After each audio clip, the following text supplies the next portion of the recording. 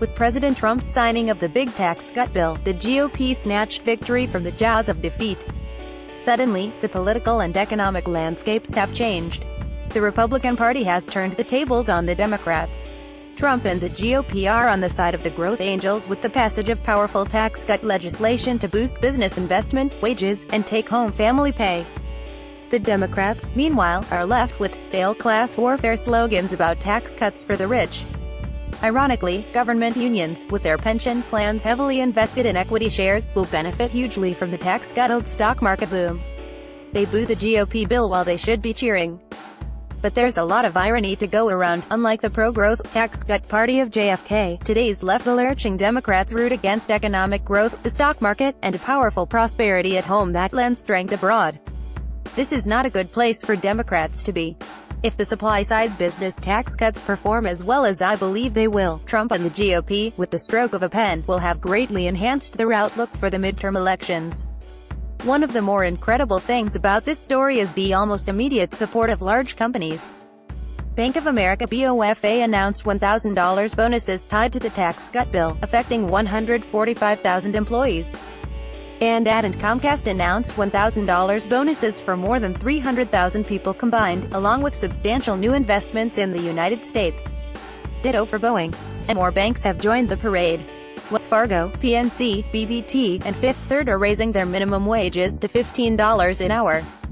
And all this is tied to a massive corporate tax rate deduction from 35% to 21%. This is the most powerful growth measure in the plan.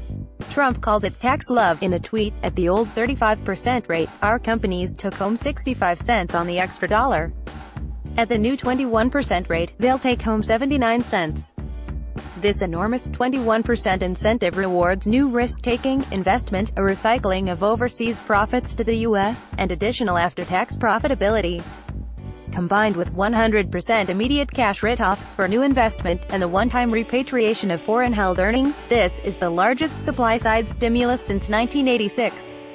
The result will be a business boom, where new capital formation and productivity increases the economy's potential to grow. This is counter-inflationary, and we can say goodbye to 1 to 2% secular stagnation and hello to 3 to 4% long-run prosperity.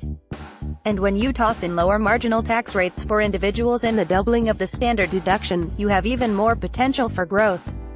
A recent Tax Foundation analysis from Scott Hodge notes that even the low-ball Joint Committee on Taxation agrees that the tax cuts pay for themselves. How? More GDP will be generated than revenues lost to the Treasury. For every $1 lost, the tax cuts produce roughly $1.90 in additional GDP. Also from the Tax Foundation, the biggest tax liability reductions come to the middle class. A single $52,000 earner claims a 36% reduction in tax liabilities. A married, filing jointly family making $85,000 gets a 20% tax revenue reduction. And a married, filing jointly family earning $2 million only gets a 3% reduction in tax liabilities. So much for the tax cuts for the argument. And let's not forget, inside the plan, there's drilling access to ANWR and repeal of the Obamacare individual mandate.